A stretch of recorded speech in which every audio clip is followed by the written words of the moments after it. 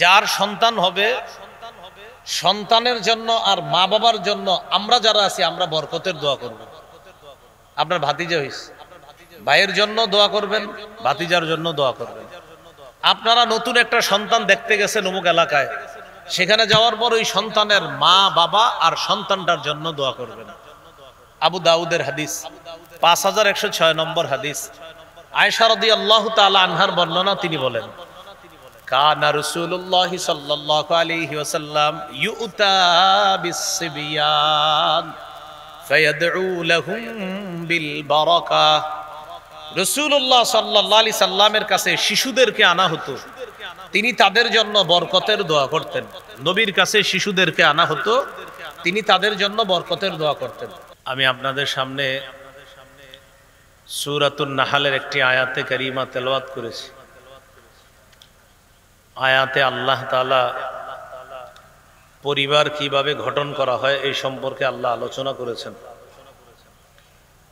আল্লাহ তাআলা বলেন ওয়াল্লাহু জাআলা লাকুম মিন আনফুসিকুম আজওয়াজা। আল্লাহ তোমাদের থেকে তোমাদের স্ত্রীদেরকে সৃষ্টি করেছেন, তোমাদের থেকে তোমাদের বিবিদেরকে আল্লাহ বানিয়েছেন। ওয়া জাআলা লাকুম মিন আজওয়াজিকুম বানিনা ওয়া হাফাদা। তোমাদের বিবিদের থেকে আল্লাহ তাআলা তোমাদের সন্তান, আর এইভাবে পর্যায়ক্রমে তোমাদের নাতি নাতনি আল্লাহ বানিয়েছেন।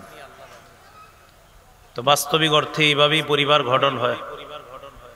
প্রথমে স্বামী স্ত্রী, তাদের থেকে সন্তান, ছেলে হয় মেয়ে হয়, মেয়ের ঘরের নাতি নাতনি হয়, ছেলের ঘরের নাতি নাতনি হয়, এইভাবেই পরিবার গঠন হয়। আল্লাহ তাআলা সূরা রুমের মধ্যে বলেন ওয়ামিন আয়াতিহি আন খালাকা লাকুম মিন আনফুসিকুম আজওয়াজাল লিতাসকুনু ইলাইহা। আল্লাহর নিদর্শনাবলীর মধ্যে এটা অন্যতম একটা নিদর্শন, তিনি তোমাদের থেকে তোমাদের স্ত্রীদেরকে সৃষ্টি করেছেন। লিতাসকুনু ইলাইহা, যেন তোমরা তাদের কাছে প্রশান্তি লাভ করো। ওয়া জাআলা বাইনাকুম মাওয়াদ্দাতা ওয়া রাহমা। তোমাদের মাঝে মানে স্বামী স্ত্রীর মাঝে আল্লাহ ভালোবাসা এবং দয়া সৃষ্টি করে দিয়েছেন। মাওয়াদ্দা আর রহমা, ভালোবাসা এবং দয়ার পার্থক্য। স্বামী স্ত্রীর প্রথম দিকের মোহাব্বত, এটাকে বলা হয় মাওয়াদ্দা। স্বামী স্ত্রীর শেষ জীবনের মোহাব্বত, এটাকে বলা হয় রহমত, দয়া। শুরুর দিকে তাদের একে অপরজনের টান, এটা হলো মাওয়াদ্দা। শেষের দিকে একজন বৃদ্ধ আর বৃদ্ধা উভয়ের প্রতি উভয়ের টান, এটা হলো রহমত, দয়া, মায়া। এই জন্য আল্লাহ বলছেন ওয়া জাআলা বাইনাকুম মাওয়াদ্দাতাও ওয়া রাহমা, তোমাদের মাঝে তিনি ভালোবাসা এবং দয়া সৃষ্টি করে দিয়েছেন। পরিবার গঠন হয় স্বামী স্ত্রীর মাধ্যমে। রাসূলুল্লাহ সাল্লাল্লাহু আলাইহি সাল্লাম বলেছেন তুনকাহুল মারআতু লিআরবাইন। একটি মেয়েকে বিয়ে করা হবে চারটি বিষয়ের প্রতি লক্ষ্য রেখে। লিমালিহা, এক নাম্বার তার সম্পদ দেখা হবে। ওয়ালি হাসাবিহা, দুই নাম্বার মেয়েটির বংশ দেখা। তিন নাম্বার ওয়ালি জামালিহা, সৌন্দর্যতা দেখা। চার নাম্বার ওয়ালি দীনিহা, দিনদারিতা দেখা। এই চারটির মধ্যে রাসূলুল্লাহ সাল্লাল্লাহু আলাইহি সাল্লাম বলেন ফাসফার বিদাতিদ দ্বীন, চারটি বৈশিষ্ট্যের মধ্যে দিনদারিতাকে প্রাধান্য দাও। সম্পদ দেখা, বাকি সম্পদ যদি একটু কমও হয়। বংশ দেখা, বাকি বংশ মর্যাদা মোটামুটি হয়েছে, কথার কথা। সৌন্দর্যতাও দেখতে বলা হয়েছে, মোটামুটি ঠিক আছে। দিনদারিতা পরিপূর্ণ হতে হবে, এটাকেই প্রাধান্য দিতে হবে। চারটার মধ্যে দিনদারিতা প্রাধান্য দেওয়া। আমাদের সমাজ প্রথম তিনটা প্রাধান্য দেয়, শেষেরটা আছে না নাই খোঁজও নেয় না। সম্পদ দেখে, বংশ দেখে, সৌন্দর্যতা দেখে। কেউ জিজ্ঞাসা করে না মেয়েটা নামাজি কিনা, কোরআন পড়তে পারে কিনা, এখন এই প্রশ্নই আসে না। আগে মেয়ে দেখতে গেলে মেয়ের কোরআন তেলাওয়াত শুদ্ধ কিনা এটা জামাই পরীক্ষা করত। নতুন হুববধূ যে যে তার বিবি হবে তাকে বলতেন, আপনি কি কোরআন পারেন? তো একটু বইরা শোনান। নামাজ পড়েন? নামাজের নিয়ম কানুন জানেন? আগের দিনে ছেলেরা মেয়ে দেখতে গেলে এই প্রশ্ন করত। এখন ছেলে মেয়ের সাক্ষাৎ হয় রেস্টুরেন্টে, দুই পরিবার সেখানে গিয়ে সাক্ষাৎ করায়। তখন তারা একে অপরের মধ্যে বোঝাপড়া হয় যে আপনি কি বিষয় পছন্দ করেন, কোন কালার পছন্দ করেন, কোন ড্রেস পছন্দ করেন, এগুলা। তো বর্তমান যুগে প্রথম তিনটা দেখা হয়, সম্পদ, বংশ, সৌন্দর্যতা। অথচ রাসূল সাল্লাল্লাহু আলাইহি সাল্লাম বললেন দিনদারিতা দেখার জন্য, কিন্তু এটাই সবচেয়ে প্রাধান্য কম পায়। আল্লাহ আমাদের সকলকে সর্বক্ষেত্রে দিনদারিতা প্রাধান্য দেওয়ার তৌফিক দান করেন।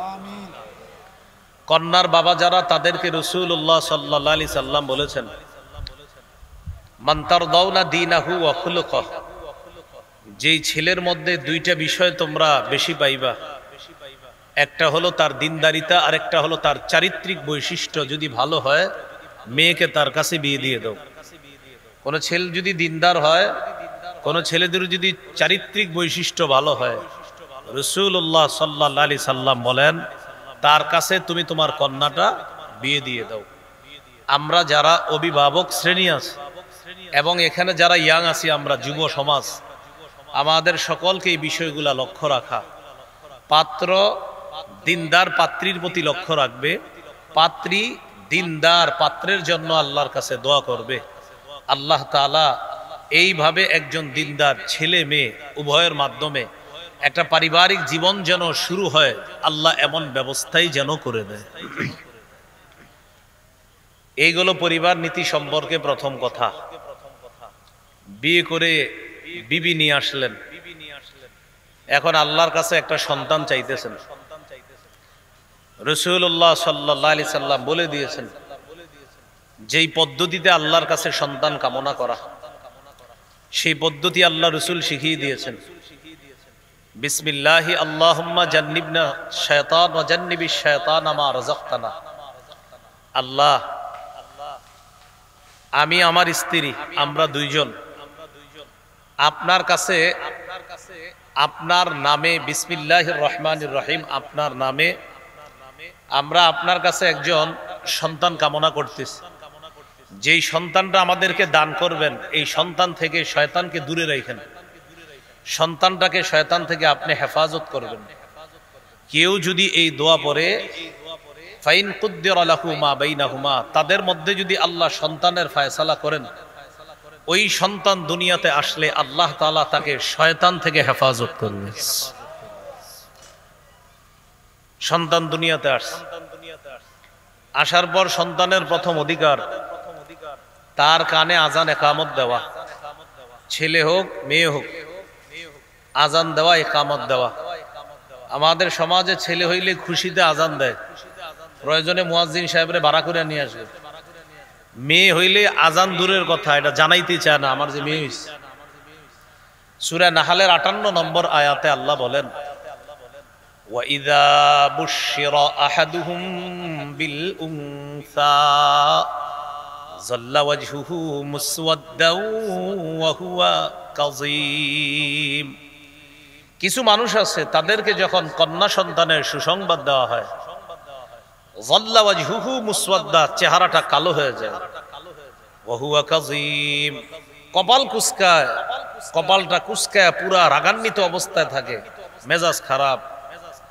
বন্ধুদেরকে বলছে আমার স্ত্রী সন্তান সম্ভব, সন্তান আসবে আগামী 2-3 দিনের মধ্যে। সর্বশেষ বন্ধুদেরকে জানাইছে আগামীকাল আমার স্ত্রীর সন্তান দুনিয়াতে আসবে বলে আমরা ইনশাল্লাহ আশাবাদী। পরের দিন বন্ধুদেরকে আর জানায় না সন্তান হইছে না না হইছে। বন্ধুরা ফোন দিয়ে কয় কি খবর, সুসংবাদ আসছে? হ, তোকে বাতিজি হইছে। তোদের ভাতিজি হইছে মানে এটা সে নিজে থেকে বলে নাই, জিজ্ঞাসা করছে, হ তোদের ভাতিজি হইছে। বিপরীত দিকে যদি ছেলে হইতো, আপনার বিশ্ব রোডের আশেপাশে যত দোকান আছে মিষ্টির, সব দোকানে অর্ডার আসতো যে কোনটা ভালো, কোনটা কোন পর্যায়ের মেহমানরে দিবে, এই ব্যাপারে তার আন্তরিকতার কোনো শেষ থাকতো না। বন্ধুদের ফোন দেওয়া লাগতো না, সে নিজেই ফোন দিত, আল্লাহ দিলে তোদের ভাতিজা হইছে। তো আগেরটা কে দিছে? অথচ আল্লাহ তাআলা কোরআনে সন্তান দেওয়ার ক্ষেত্রে আগে কন্যার কথা বলছে। সূরা শুরা 49-50 নম্বর আয়াতে আল্লাহ বলেন, লিল্লাহি মুলকুস সামাওয়াতি ওয়াল আরদ ইয়াখলুকু মা ইয়াশা ইয়াহাবু লিমান ইয়াশাউ ইনাসা ওয়া ইয়াহাবু লিমান ইয়াশাউ যুকুর। আসমান জমিনের রাজত্ব আল্লাহর। তিনি যাকে ইচ্ছা তাকে কন্যা সন্তান দান করেন, যাকে ইচ্ছা ছেলে সন্তান দান করেন। আও ইউযাওয়িজুহুম যুকরানা ওয়া ইনাসা, তিনি কাউকে ছেলে মেয়ে উভয়টা দান করেন। দেখেন আয়াতে আল্লাহ বলছে যাকে ইচ্ছা কন্যা দান করেন, প্রথমে কন্যার কথা বলছে। আয়াত দ্বারা বোঝা যায় প্রথম কন্যা হওয়া, খুশি বেশি হইতে হবে আপনার না। আল্লাহ প্রথমে কন্যার কথা বলছে, এরপরে বলছে যাকে ইচ্ছা তাকে ছেলে দান করেন। এরপরে আল্লাহ বলেন কাউকে আল্লাহ ছেলে মেয়ে উভয়টা দান করেন। ওয়ায়াজআলু মাইয়াশাউ আকিমা, আল্লাহ চাইলে কাউকে ছেলেও দিবেন না মেয়েও দিবেন না, ওই নারীকে বন্ধা বানাবেন, এই ক্ষমতাও কার? এই জন্য প্রিয় ভাইয়ারা, সন্তান হইলে শুকরিয়া আদায় করা, সেটা ছেলে হোক মেয়ে হোক। কত মানুষের সন্তান হয় না, তাদেরকে জিজ্ঞাসা করবেন যে একটা সন্তানের জন্য তাদের কত পেরেশানি, কত কষ্ট। এই জন্য সন্তান দেওয়া না দেওয়ার মালিক একমাত্র আল্লাহ। তাহলে মেয়ে দেয় কে? বলেন সবাই, মেয়ে দেয় কে? ছেলে দেয় কে? তাহলে মেয়ে হলেও বলেন আলহামদুলিল্লাহ, মেয়ে হলেও ছেলে হলেও আলহামদুলিল্লাহ। আল্লাহ আমাদেরকে কথাগুলা মনে রাখার তৌফিক দান করেন। তাহলে ছেলে হোক মেয়ে হোক, আজান দেওয়া। আবু দাউদের হাদিস 5105 নম্বর হাদিস। এই হাদিসের বর্ণনাকারী উবাইদুল্লাহ ইবনে আবি রাফি তিনি বলেন, রাআইতু রাসূলুল্লাহ সাল্লাল্লাহু আলাইহি ওয়াসাল্লাম আযানা ফি উযুনিল হাসান ইবনে আলী ইবনে আবি তালিব হিনা ওয়ালাদাতহু ফাতিমাতু বিস-সালাহ। উবাইদুল্লাহ ইবনে আবি রাফি বলেন, রাসূলুল্লাহ সাল্লাল্লাহু আলাইহি সাল্লামের নাতি হযরত হাসান মানে আলী রাদিয়াল্লাহু তাআলা আনহুর ছেলে এবং ফাতেমা রাদিয়াল্লাহু তাআলা আনহার ছেলে।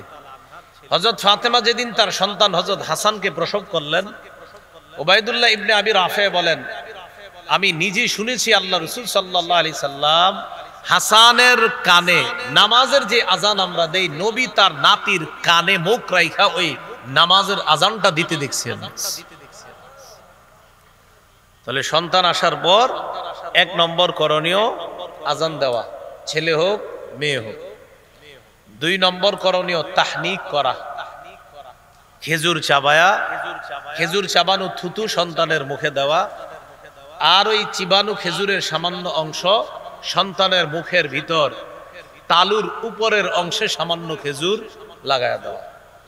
সহিহ বুখারীর বর্ণনা 3909 নম্বর হাদিস। আসমা রাদিয়াল্লাহু তাআলা আনহার বর্ণনা, আবু বকর সিদ্দিক রাদিয়াল্লাহু তাআলা আনহুর কন্যা আসমা রাদিয়াল্লাহু তাআলা আনহার বর্ণনা, তিনি বলেন, আন্নাহা হামালাত বিআব্দুল্লাহ ইবনে জুবাইর, তিনি আব্দুল্লাহ ইবনে জুবাইরকে পেটে ধারণ করলেন, মানে তার সন্তান আব্দুল্লাহ ইবনে জুবাইর পেটে। ওই মুহূর্তে হুকুম আসছে হিজরত করতে হবে। তো তিনি বলেন, খরাজতু ওয়া আনা মুতিম্মুন, আমি আমার সন্তান পেটে নিয়েই হিজরতের উদ্দেশ্যে রওনা করলাম। সুবহানাল্লাহ। এমন অবস্থায় যে আমি সন্তান আসন্ন প্রসবা মানি যে কোনো মুহূর্তে সন্তানটা হয়ে যাবে, ওই মুহূর্তে আমি রওনা করলাম হিজরতের উদ্দেশ্যে। আল্লাহর কি কুদরত! সবাই ভাবছে সন্তান হবে হবে হবে, কিন্তু হয় না। এক পর্যায়ে আতাইতুল মাদিনা, আমি মদিনায় চলে আসলাম। ওয়ানাজালতু বিকুবা, কুবা এলাকায় অবতরণ করলাম, যেখানে আল্লাহ রাসূল 14 দিন অবস্থান করেছেন। ওই কুবা এলাকায় অবতরণ করার পর আমি ওয়ালাদতুহু বিকুবা, আমার ওই সন্তানটাকে ওই কুবা এলাকায় আমি প্রসব করলাম। তাহলে রওনা করছে, সন্তান হয়ে যাবে, হয় নাই। মদিনার কুবা এলাকায় গেছে, সেখানে যাওয়ার পর তার সন্তান হয়েছে। তো সন্তান হওয়ার পর সুম্মা আতাইতু বিহি নবিয়্য সাল্লাল্লাহু আলাইহি ওয়াসাল্লাম, আমি আমার ছেলেটাকে আল্লাহ রাসূলের কাছে নিয়ে গেলাম। ফাওয়াদাতুহু ফি হাজরিহি, আমার ছেলেকে আল্লাহ রাসূলের কোলে দিলাম। দা বিতামরা, রাসূল সাল্লাল্লাহু আলাইহি সাল্লাম খেজুর আনাইলেন, ফামাদাগহা, নবীজি খেজুর চাবাইলেন। খেজুর চাবানোর পর সুম্মা তাফালা ফিহি, খেজুর চাবানো থুতু আমার সন্তান আব্দুল্লাহর মুখের মধ্যে আল্লাহ রাসূল দিয়ে দিলেন। ফাকানা আউওয়ালা শাইইন দাখালা জাওফা আবদিল্লাহ রিকু রাসূলিল্লাহি সাল্লাল্লাহু আলাইহি ওয়াসাল্লাম। এই পৃথিবীতে সর্বপ্রথম আমার ছেলে আব্দুল্লাহর পেটে যে খাবার গিয়েছে, দুনিয়ার সাধারণ কোনো খাবার না, আল্লাহ রাসূলের থুতু মুবারক তার পেটে সর্বপ্রথম গেছে। কি গেছে? থুতু। সুম্মা হান্নাকাহু বিতামরা, এরপর নবীজি চিবানো খেজুরটা সামান্য একটু অংশ আব্দুল্লাহর মুখের ভিতরে উপরের তালুর অংশে সামান্য লাগিয়ে দিয়েছেন। সুম্মা দাআ লাহু, এরপর তার জন্য দোয়া করছে। ওয়া বারাকা আলাইহি, আল্লাহর কাছে তার জন্য বরকত কামনা করছে। দাআ লাহু, তার জন্য দোয়া করছে, তার জন্য আল্লাহর কাছে বরকত কামনা করছে। এখান থেকে শিখলাম সন্তান দুনিয়াতে আসার পর দ্বিতীয় কাজ তাহনিক করানো। এই যে কাজটা করলো নবীজি, এটাকে বলা হয় তাহনিক। এই যুগে কোনো আল্লাহওয়ালা বুজুর্গ, কোনো আলেম, তাদেরকে আপনি একটু খেজুর দিবেন, খেজুর চাবানো থুতুটা আপনার সন্তানের মুখে দিবে। আর হুজুর যদি যাওয়া সম্ভব না হয়, হুজুরের চাবানো খেজুরটাই নিয়ে যাবেন, কারণ এই খেজুরের মধ্যে হুজুরের থুতুও লেগে থাকবে। সেই থুতু আপনার সন্তানের মুখে দেওয়ার চেষ্টা করবেন, এটাকে বলা হয় তাহনিক। যারা নতুন নতুন বিয়ে করেছেন, নতুন বাবা হবেন ইনশাল্লাহ, আপনারা এই কথাগুলা মনে রাখবেন। আল্লাহ তৌফিক দান করেন। 3 নাম্বার, যার সন্তান হবে, সন্তানের জন্য আর মা বাবার জন্য আমরা যারা আছি, আমরা বরকতের দোয়া করব। আপনার ভাতিজা হইছে, ভাইয়ের জন্য দোয়া করবেন, ভাতিজার জন্য দোয়া করবেন। আপনারা নতুন একটা সন্তান দেখতে গেছেন অমুক এলাকায়, সেখানে যাওয়ার পর ওই সন্তানের মা বাবা আর সন্তানটার জন্য দোয়া করবেন। আবু দাউদের হাদিস, 5106 নম্বর হাদিস। আয়েশা রাদিয়াল্লাহু তাআলা আনহার বর্ণনা, তিনি বলেন, কানা রাসূলুল্লাহ সাল্লাল্লাহু আলাইহি ওয়াসাল্লাম ইউতা বিসসিবিয়ান ফায়াদউ লাহুম বিল বারাকাহ। রাসূলুল্লাহ সাল্লাল্লাহু আলাইহি সাল্লামের কাছে শিশুদেরকে আনা হতো, তিনি তাদের জন্য বরকতের দোয়া করতেন। নবীর কাছে শিশুদেরকে আনা হতো, তিনি তাদের জন্য বরকতের দোয়া করতেন। সন্তান হওয়ার পর কোলে করে মাদ্রাসায় নিয়ে আসবেন। মাদ্রাসার মোতামিম, শাইখুল হাদিস, মুহাদ্দিস সাহেব যারা, তাদের কাছে নিয়ে এসে বলবেন, হুজুর একটু দোয়া করে দেন। ব্যাস এতটুকুই, একটু দোয়া করবে। কি দোয়া করবে? দোয়া করবে এটা সবাই একটু বলেন, মনে থাকলে হলো, না থাকলে বাংলাটা মনে থাকলে হবে, আরবিটা একটু বলি সবাই, বলেন।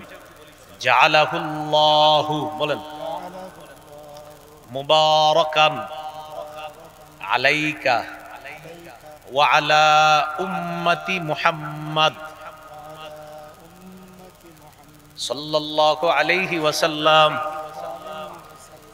যদি বাচ্চাটা ছেলে হয় তাহলে জাআলাহুল্লাহু মুবারাকান আলাইকা ওয়া আলা উম্মতি মুহাম্মাদিন সাল্লাল্লাহু আলাইহি সাল্লাম।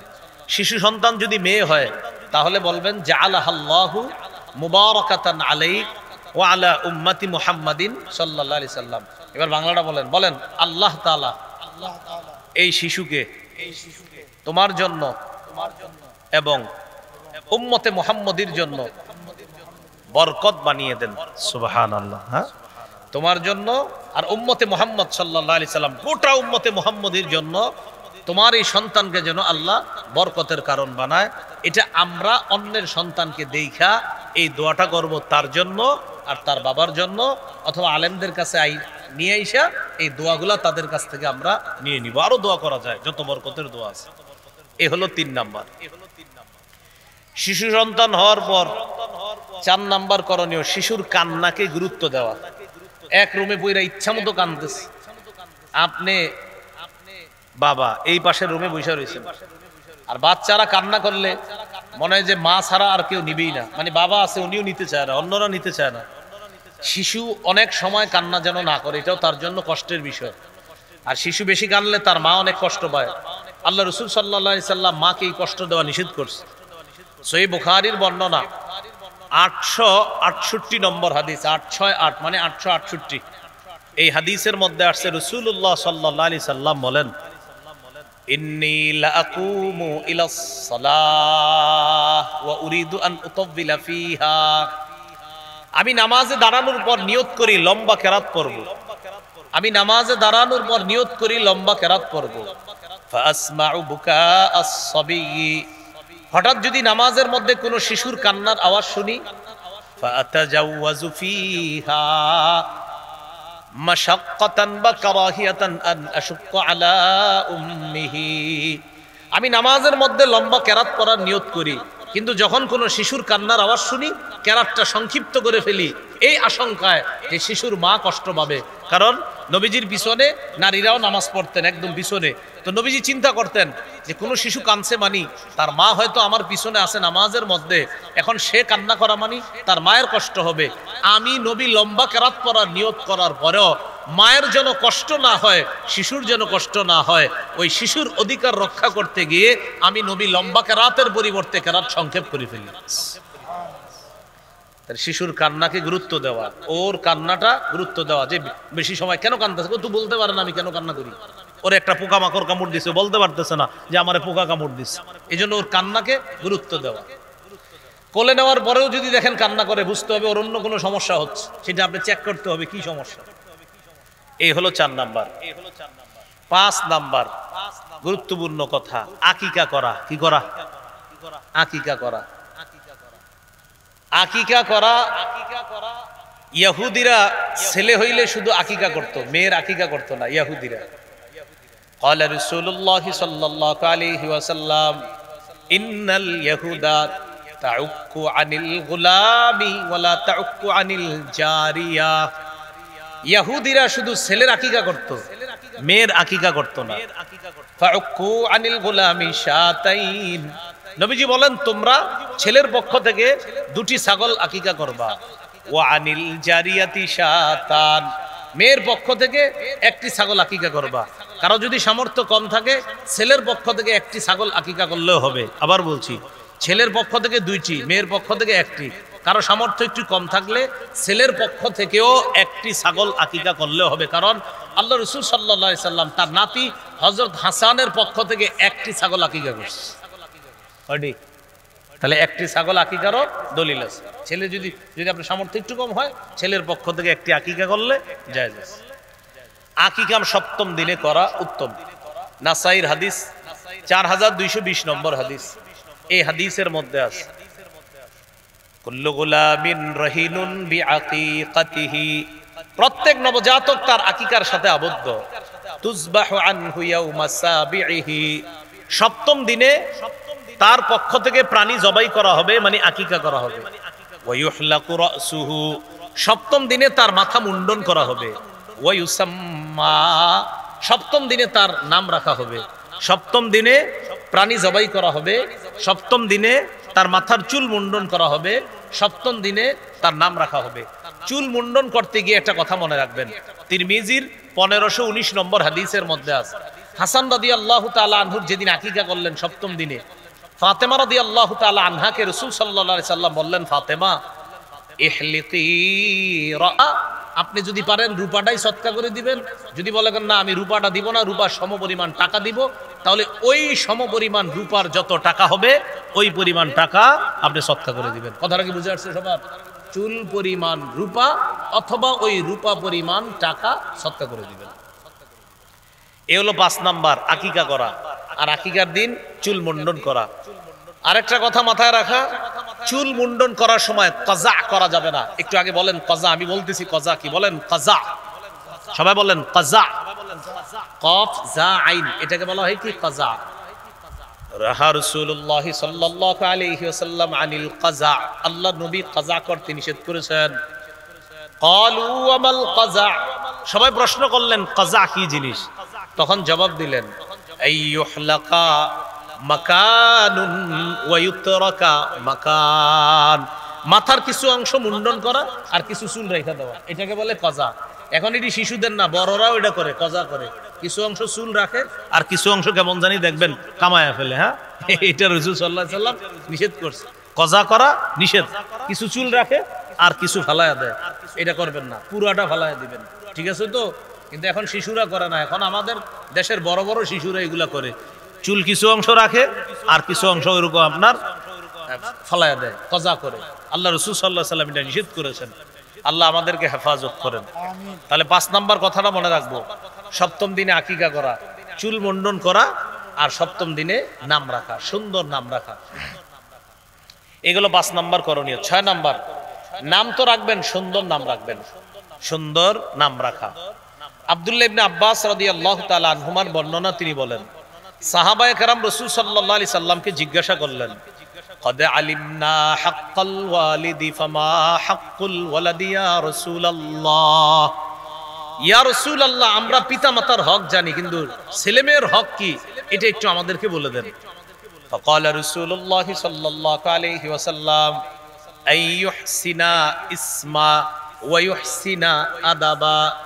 সন্তানের হক হলো বাবা আর মায়ের কাছে সন্তান যে হকটা পাও না, সেটা হলো সন্তানের সুন্দর একটা নাম রাখা, ওয়া ইউহসিনা আদাবা, সন্তানকে সুন্দর শিষ্টাচার শিক্ষা দেওয়া, ভদ্রতা শিক্ষা দেওয়া। সুন্দর নাম রাখা, ভদ্রতা শিক্ষা দেওয়া, এটা হলো সন্তান দুনিয়াতে আসার পর মা বাবার কাছে পাও না। আবু দাউদের হাদিস 4949 নম্বর হাদিস।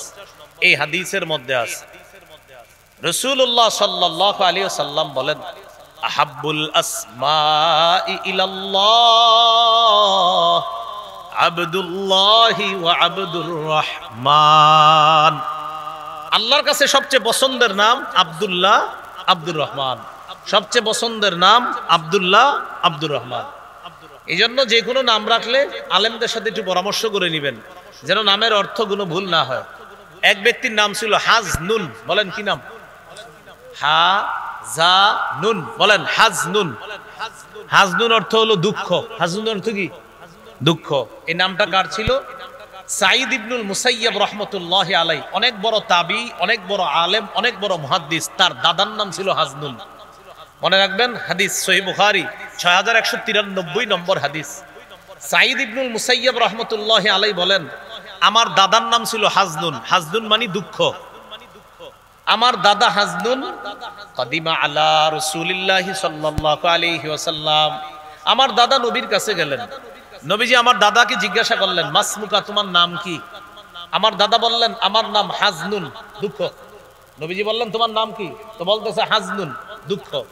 নবীজি বললেন, লা বাল আনতা সাহলুন, না না, তুমি হাজনুন না, তুমি সাহলুন, তুমি সহজ, তুমি দুঃখ না, তুমি দুঃখের বিপরীতে যেটা সেটা। উনি বললেন, আমার নাম হাজনুন, দুঃখ। নবীজি বললেন, না, তোমার নাম সাহলুন।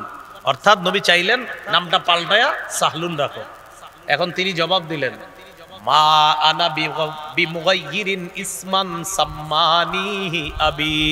আমার আব্বা আমার যে নাম রাখছে, আমি এই নাম পাল্টাবো না। এই যুগে এরকম কিছু মানুষ আছে, নাম যত বসাই হোক, কিন্তু গর্ব করে বলে, না, আমার আব্বার দেওয়া নাম, এটা আমি পাল্টাতে পারবো না। হুজুর, আপনি যাই বলেন।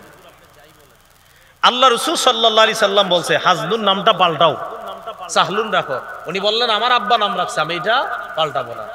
ওনার নাতি সাঈদ ইবনুল মুসাইয়্যিব বলেন, আমার দাদা এই নাম না পাল্টানোর কারণে আমা জালাতিল হুজুনাতু ফিনা বাদু, আমাদের বংশে সারা জীবন দুঃখ লেগেই থাকতো। আমার দাদার নাম ছিল দুঃখ।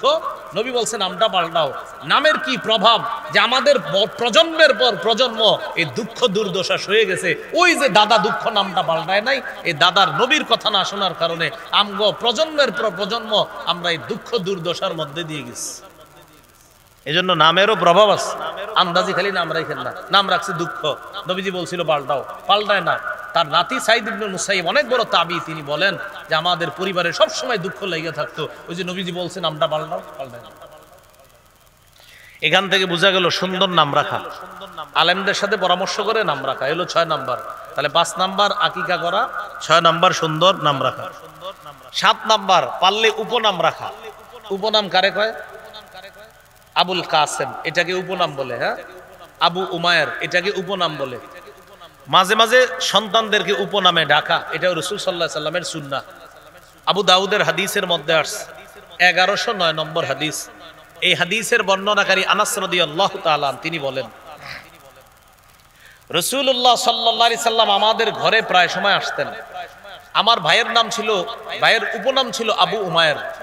আমার একটা ছোট্ট ভাই ছিল, এই ভাইয়ের ইউকান্না আবা উমায়ের, তার উপনাম ছিল আবু উমায়ের।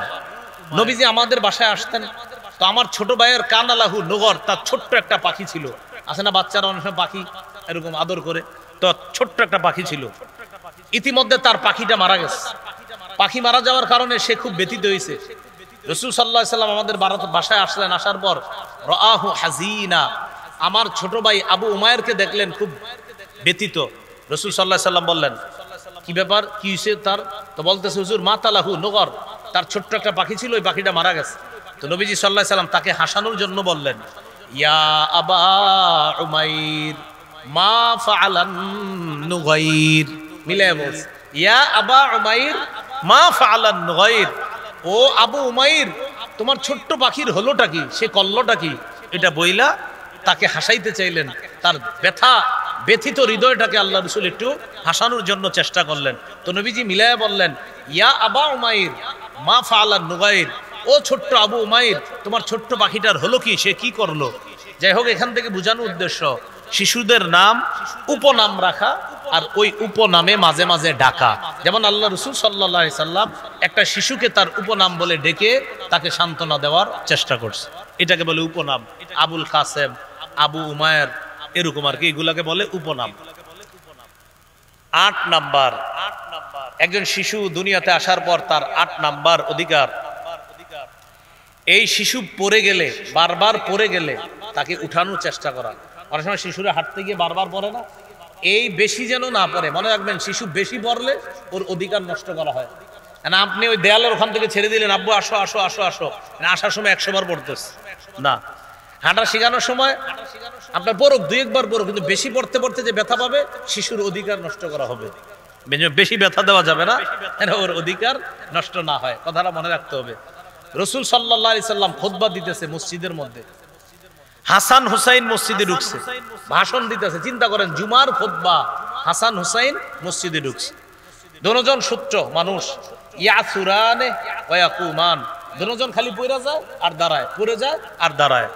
আল্লাহ রাসূল সাল্লাল্লাহু আলাইহি সাল্লাম খুতবা বন্ধ করে মিম্বর থেকে নাইমা এই নাতি দুইজনকে তাড়াতাড়ি আখাযাহুমা কোলে নিছে, ওয়া সাইদা বিহিমাল মিম্বার, নাতি দুইজনকে দুই কোলে নিয়ে মিম্বরের উপর গিয়ে দাঁড়াইছে। কি শিখলাম? শিশু বারবার পড়ে গেলে পড়তে দেওয়া যাবে না। হাসান হুসাইন রাদিয়াল্লাহু আনহুমা হাঁটতে পারে কিছুটা, খালি পড়ে যায়, আবার ওঠে, আবার পড়ে, আবার ওঠে। আল্লাহ রাসূল খুতবা বন্ধ করে কোলে নিলেন, নেওয়ার পর কোরআনের আয়াত তেলাওয়াত করলেন। সাদাকা, আল্লাহ সত্য বলেছে, ইন্নামা আমওয়ালুকুম ওয়া আওলাদুকুম ফিতনা। আল্লাহ বলেছেন, তোমাদের সম্পদ, তোমাদের সন্তান তোমাদের জন্য পরীক্ষা। দেখছো আজকে আমারে হাসান হুসাইন পরীক্ষা ফেলায় দিচ্ছে, হাসান হুসাইনকে কোলে নিচ্ছে। তাহলে এখান থেকে বোঝা যায় শিশু সন্তানের একটা অধিকার হলো সে যেন বারবার পড়ে গিয়ে কষ্ট না পায়, তাকে কোলে নেওয়ার চেষ্টা করা। এই হলো 8 নাম্বার। 9 নাম্বার তার অধিকার, তার পোশাকের ব্যাপারে যত্নবান হওয়া। শিশুর পোশাকের কালার যেন আজাইরা কোনো কালার না হয়, বিধর্মীদের কোনো পোশাক যেন না হয়, এই ব্যাপারে সচেতন হওয়া, এই ব্যাপারে যথেষ্ট সচেতন হওয়া। আব্দুল্লাহ ইবনে আমর রাদিয়াল্লাহু তাআলা আনহুমার বর্ণনা, তিনি বলেন রাসূলুল্লাহ সাল্লাল্লাহু আলাইহি সাল্লাম তাকে দেখলেন, ওয়া আলাইহি সাওবানি মুআসফারান, তার শরীরে কুসুম রঙের 2টা জামা ছিল। নবীজির এক সাহাবীর দিকে নবী তাকাইলেন, তার শরীরে কুসুম রঙের 2টা কাপড় ছিল। নবীজি তাকে বললেন, হাযিহি সিয়াবুল কুফার, এগুলা কাফেরদের পোশাক, ফালা তালবাসহা, এগুলো আর কখনো পরিধান করবা না, হলো এগুলা।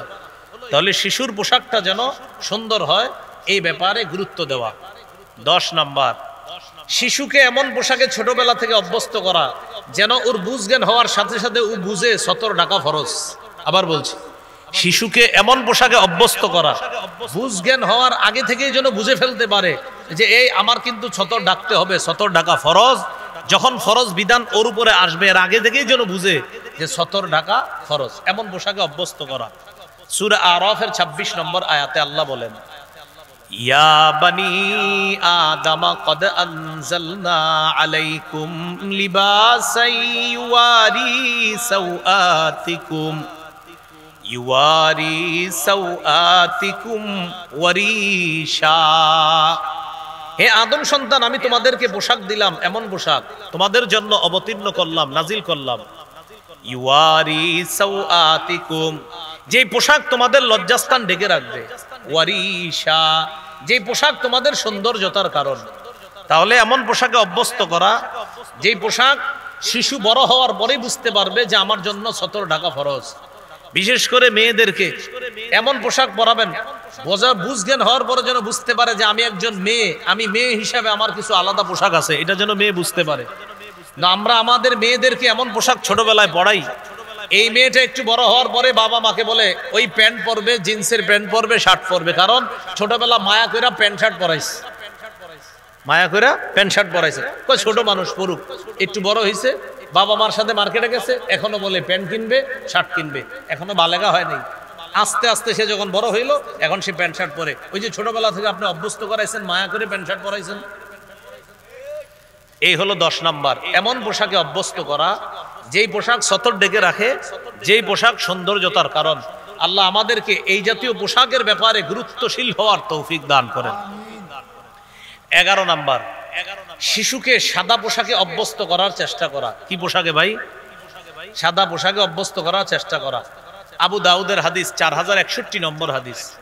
ক্বালা রাসূলুল্লাহ সাল্লাল্লাহু আলাইহি ওয়াসাল্লাম, ইলবাসু মিন সিয়াবিকুমুল বায়াজ ওয়া কাফফিনু ফিহা মাউতাকুম। রাসূলুল্লাহ সাল্লাল্লাহু আলাইহি সাল্লাম বলেন, তোমরা পোশাকের মধ্যে সাদা পোশাক বেশি পরবা, আর যারা মারা যাবে তাদেরকে সাদা কাপড় দিয়ে কাফন দিবা। জীবিত তোমরা যারা, তোমরাও সাদা পোশাক পরবা, আর মৃতদেরকেও সাদা পোশাক পরায়া কবর দিবা। তাহলে সাদা পোশাকে অভ্যস্ত করার চেষ্টা করা। কেন? রাসূলুল্লাহ সাল্লাল্লাহু আলাইহি সাল্লাম বলেন, কেননা পোশাকের মধ্যে সবচেয়ে উত্তম পোশাক সাদা পোশাক। ফাইন্না খায়রাহা সিয়াবুন, কেননা রাসূল সাল্লাল্লাহু আলাইহি সাল্লাম বলেন যে সবচাইতে সর্বোত্তম পোশাক হলো সাদা পোশাক। এই জন্য সাদা পোশাকে, অন্য পোশাক আমি না করছি না, কিন্তু রাসূল সাল্লাল্লাহু আলাইহি সাল্লাম বলেন যে সাদা পোশাকে অভ্যস্ত করার চেষ্টা করা। 12 নাম্বার, এমন পোশাক পরানো যেন তার মাঝে অহংকার না আসে। আবার বলছি, অহংকার এসে যায় এমন পোশাক না পরানো। এমন পোশাক পরানো যেন তার মাঝে কোনো অহংকার কাজ না করে। আপনি এমন একটা জামা পরছেন, পরার আগে যা ছিলেন পরার সাথে সাথে আপনার ভাব কে দেখে? আগে ঠিক ছিলেন, পরছেন, এখন হ্যাঁ কি হয়েছে বলেন, কি সমস্যা? আগে কিন্তু এটা ছিল না, পরার সাথে সাথেই আলাদা একটা মুভমেন্ট তৈরি হয়ে গেছে আপনার। এই জাতীয় অহংকারের পোশাক যেন না পরানো হয়।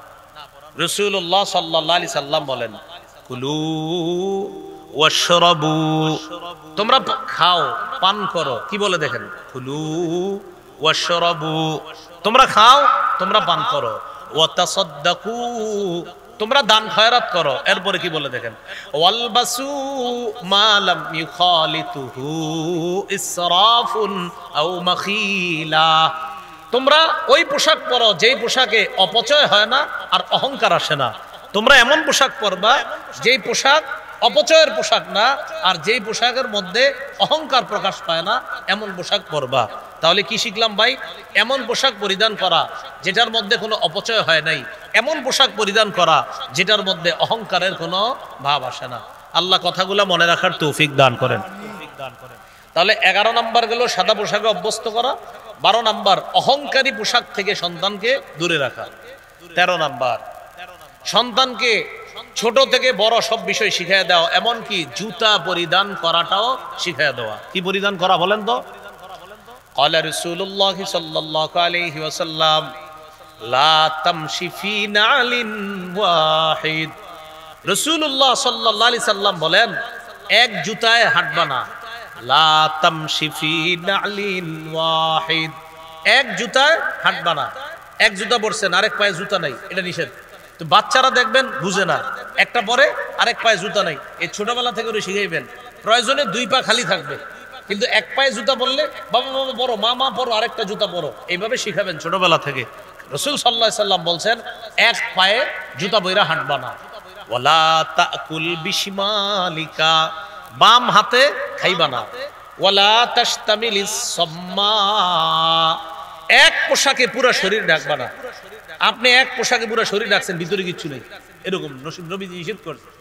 এক পোশাকে পুরা শরীর ঢেকে রাখবা, এরকম করবা না। মানে এক পোশাকে পুরা শরীর ঢাকবা না, ভিতরে আপনার সালোয়ার পরা, লুঙ্গি পরা, বা বাচ্চাদেরকে ভিতরে পোশাক পরানো, উপরে আবার পোশাক পরানো, এরকম। তো নবীজি বলেন এক পোশাকে পুরা শরীর ঢাকবা, এমনটা করবা না। ওয়ালা তাশতামিলিস সাম্মা ওয়ালা তাদা ইহদা রিজলাইকা আলাল উখরা ইযা ইসতালকাইতা। তুমি যখন চিত হয়ে শুইবা, দেখেন তো এরকম করেন কিনা, প্রায় মানুষ করেন, চিত হয়ে শোয়ার পর এক পায়ের উপর আরেক পা রাখবা না, রাখিনি? হ্যাঁ, চিত হয়ে শোয়ার পর এক পায়ের উপর আরেক পা রাখে না? শিশুকে ছোটবেলা থেকে শিখাবেন, যখন চিত হয়ে শুবে দেখবেন অনেক শিশু এরকম এক পায়ের উপর আরেক পা রাখতেছে। শিশু কি, বড়রাও রাখতেছে, শুইছে শোয়ার পর এক পায়ের উপর আরেক পা রাইখা নাড়াইতেছে পা, খুব ব্যস্ত, চিন্তায় আছে। তো নবীজি বলেন ওয়ালা তাদা ইহদা রিজলাইকা আলাল উখরা ইযা ইসতালকাইতা, যখন তুমি চিত হয়ে শুইবা এক পায়ের উপর আরেক পা রাখবা না। তাহলে এটা ছোটবেলা থেকে শিশুকে আমরা শিক্ষা দিতে হবে যে এক পায়ের উপর আরেক পা রাখা যাবে না। এটা ছোটবেলা থেকে শিশুকে কি করতে হবে, শিক্ষা দিতে হবে। প্রিয় ভাইয়ারা, কথাগুলি কি মনে থাকবে ইনশাআল্লাহ? হ্যাঁ, এই কথাগুলো অবশ্যই মনে রাখার চেষ্টা করব, আল্লাহ তৌফিক দান করেন। 14 নাম্বার, সন্তানকে তাওহীদের শিক্ষা দেওয়া, গুরুত্বপূর্ণ কথা। একটু আস্তে আস্তে বড় হয়েছে, দাঁতটা তুলতেছে, তাওহীদের শিক্ষা দেওয়া। বলেন কিসের শিক্ষা দেওয়া? হ্যাঁ, তাওহীদের শিক্ষা দেওয়া। বাবা বলো বলো লা ইলাহা ইল্লাল্লাহ, হ্যাঁ বলো, এরকম বলানোর চেষ্টা করা। হ্যাঁ, আল্লাহ বলো, আল্লাহ বলো। জিবরিল, মিকাইল, ইসরাফিল, আজরাইল এগুলো শিখাবেন। মুহাম্মদ সাল্লাল্লাহু আলাইহি সাল্লাম, আদম, সফিউল্লাহ এগুলা শিখাবেন। আবু বকর, ওমর, ওসমান, আলী এগুলা শিখাবেন। না, আমাদের শিশুরা এগুলা পারে না, অন্য কিছু পারে। আপনি অবাক হবেন যা পারে। আমাদের শিশুরা এমন কিছু পারে যেগুলো শুনলে আপনি অবাক হয়ে যাবেন।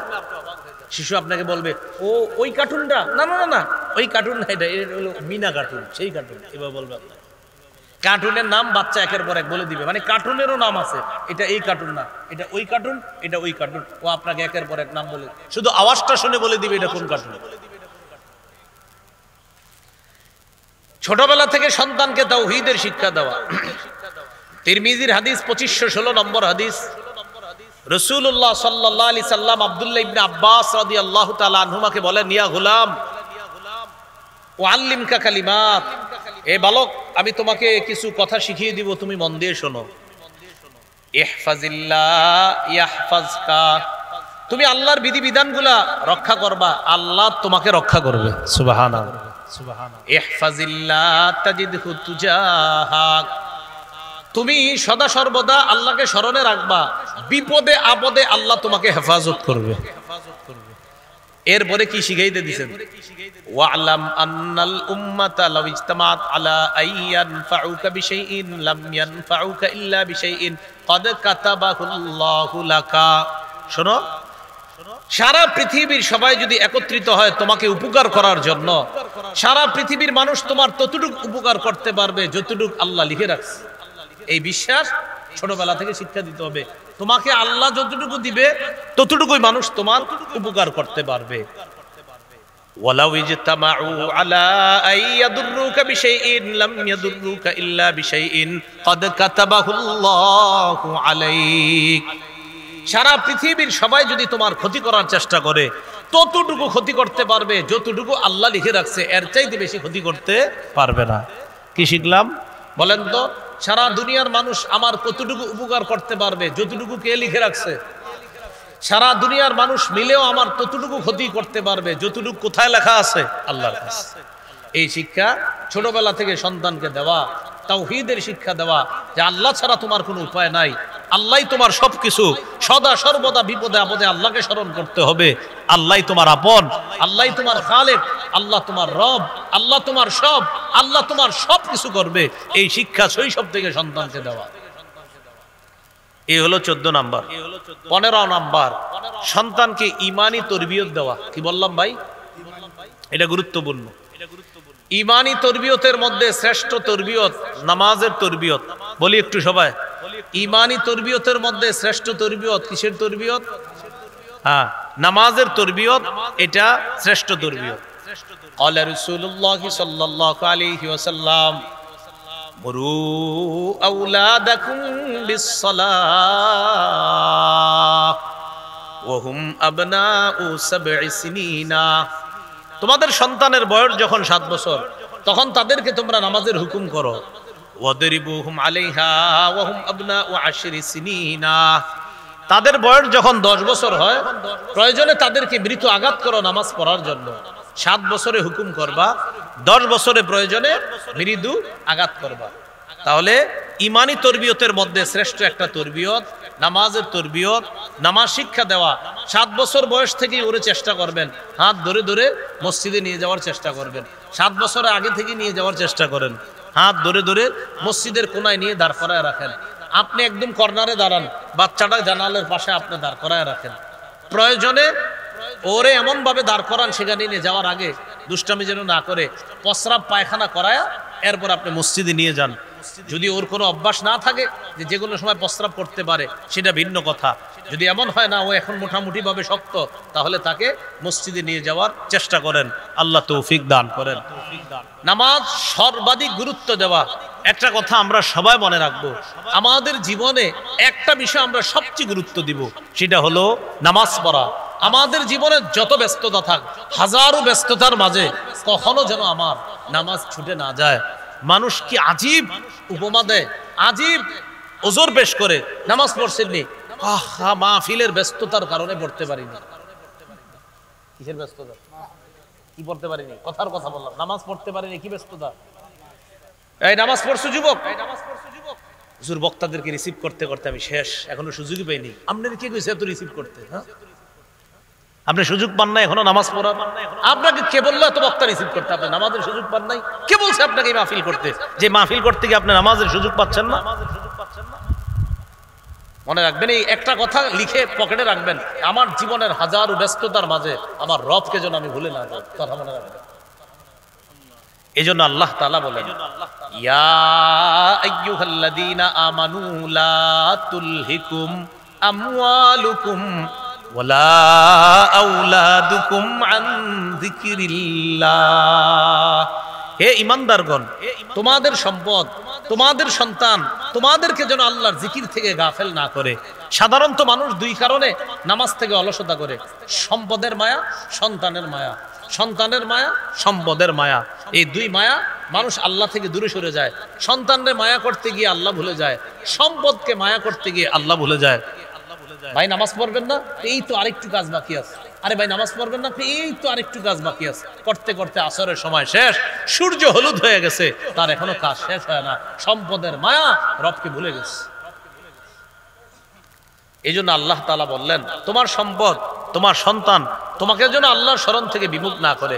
তো প্রিয় ভাইয়েরা, আজকে থেকে একটা কথা আমরা সবাই হাজারো ব্যস্ততার মাঝে একটা কাজ কখনো ভুলে যাব না, সেটা হলো যথা সময়ে নামাজ পড়া। বলেন ইনশাআল্লাহ। এই শিক্ষাটা ছোটবেলা থেকে আপনার সন্তানটাকে, বাবা যেখানে যাচ্ছ, স্কুলে যাইতেছো, মাদ্রাসা যাইতেছো, আব্বু নামাজ পড়বা, আম্মু নামাজ পড়বা, ছোট্টবেলা থেকে বাচ্চাটাকে শিক্ষা দেন। যেখানেই থাকবা নামাজ যেন মিস না হয়, এই কথাটা বাচ্চাকে শিখান। ছোট্ট বাচ্চাকে এটা আপনি শিখাইয়া দেন। রাসূলুল্লাহ সাল্লাল্লাহু আলাইহি সাল্লাম বলেন, তোমাদের কারো বাড়ির সামনে একটা পুকুর আছে, এই পুকুরের মধ্যে কোনো ব্যক্তি দৈনিক 5 বার গোসল করছে, হাল ইয়াবকা মিন দারনিহি শাইউন, তার শরীরে কি কোনো নাপাক থাকবে? বলেন তো, একটা পুকুরে এক ব্যক্তি দৈনিক 5 বার গোসল করলে তার শরীরে কোনো নাপাক থাকবে? রাসূলুল্লাহ সাল্লাল্লাহু আলাইহি সাল্লাম বললেন, ফাযালিকা মিসলুস সালাওয়াতিল খামস ইয়ামহুল্লাহু বিহিন্নাল ইন্নাল হাসানাতি ইউযহিবুনাস সাইয়্যাত। নিশ্চয়ই পুণ্য পাপের কাজ দূর করে দেয়। এই আয়াতে পুণ্য দ্বারা 1 নাম্বার উদ্দেশ্য হলো 5 ওয়াক্ত নামাজ। ওই ব্যক্তিকে বললেন, তুমি 5 ওয়াক্ত নামাজ পড়ো? তিনি বললেন, হ্যাঁ। আল্লাহ রাসূল বললেন, আল্লাহ বলে দিয়েছে 5 ওয়াক্ত নামাজ পড়লেই তুমি যেই গুনাহের কথা বলছো আল্লাহ এই গুনাহ মাফ করে দিবেন। তাহলে গুনাহ মাফ, আমাদের তো সচরাচর গুনাহ হয়েই যাচ্ছে, এই জন্য নামাজটা সময় মতো পড়ে দিব। তাহলে আসেন মূল কথায় আসেন। আজকে 15 নাম্বার যে অধিকারটা বললাম, ইমানি তরবিয়ত। ইমানি তরবিয়তের মধ্যে শ্রেষ্ঠ তরবিয়ত নামাজের তরবিয়ত। আমরা 7 বছরের আগে থেকেই বাচ্চাকে শিখাবো যে তোমার জীবনের সবচেয়ে গুরুত্বপূর্ণ একটা শিক্ষা হলো নামাজ। এই নামাজটা সময় মতো পড়তে হবে। এটা শিশুরে প্রথমে মুখস্থ করার, ওর তো বুঝে আসবে না, খালি মুখস্থ করার। ও যেন তোতা পাখির মতো বলতে পারে যে কোনো কাউকে যে সময় মতো নামাজ পড়তে হয়। কিন্তু নামাজ কিভাবে পড়তে হয় মনে করেন এখনো জানে না, কিন্তু এটা মুখস্থ আছে ওর, যে সময় মতো নামাজ পড়তে হয়। এটা শৈশব থেকে একটা বাচ্চাকে শিক্ষা দেওয়া। আজকে এই 15টা আলোচনা করলাম। এই 15টা বিষয় যতটুকু বলা হলো, একজন পরিবার গঠন কিভাবে করবেন সেখান থেকে আমরা শুরু করলাম। স্বামী স্ত্রী, এরপর সেখান থেকে ছেলে মেয়ে হয়, ছেলে হোক মেয়ে হোক, সদা সর্বদা আলহামদুলিল্লাহ বলা, একটা সন্তানকে কিভাবে আমরা বড় করে তুলতে পারবো এইভাবে আমরা চেষ্টা করবো ইনশাআল্লাহ। প্রায় 64টা অধিকার আছে আমারই সংকলন করা, 15টা অধিকার বললাম। আমার একটা সংকলন মিম্বরের আমানত, প্রথম খণ্ডটা কোনোভাবে পারলে সংগ্রহ করে নেবেন, ওখানে 64টা অধিকার বিস্তারিত লেখা আছে। আজকে এই পর্যন্তই। বিবারিয়ার কৃতি সন্তান এবং দারুল আরকাম মাদ্রাসার মুহাদ্দিস সাহেব এবং আপনাদের অত্যন্ত পরিচিত এবং ওলামায়ে হযরতদের কাছে অত্যন্ত পরিচিত মুখ হযরত মাওলানা মুফতি মাজহারুল হক কাসিমি দামাত বরকাতুহুল আলিয়া মুহাদ্দিস দারুল আরকাম মাদ্রাসা হযরত আলোচনা করবেন, দোয়া করবেন। এরপর আমরা এখান থেকে যাব ইনশাআল্লাহ। কেউ উঠাউঠি করব না। একটা মাহফিলের সৌন্দর্যতা হলো একজন উঠে গেলে শ্রোতারা উঠে না যাওয়া, এটা হলো মাহফিলের সৌন্দর্যতা। এই জন্য মনে রাখবো, আমাদের এলাকার আলেম যারা, তাদেরকে যখন আমরা সম্মান করব তখন অন্য জায়গায়ও আমরা সম্মান পাবো। এই জন্য আপনাদের কাছে, বিবারিয়ার মানুষদের কাছে আমার আবদার রইল, হযরত কিছুক্ষণ আলোচনা করে দোয়া করে দিবে। এই জন্য আমরা পরিবেশটা নষ্ট করব না। ওয়াদা করা যায়নি ইনশাআল্লাহ? সবাই তো ওয়াদা করছেন না, করা যায় কিনা ইনশাআল্লাহ? সবাই একটু জোরে বলেন না, বসে থাকা যাবে তো ইনশাআল্লাহ? ইনশাআল্লাহ। আল্লাহ সকলকে কবুল করেন, কেউ উঠাউঠি করবো না। আসসালামু আলাইকুম ওয়া রাহমাতুল্লাহ।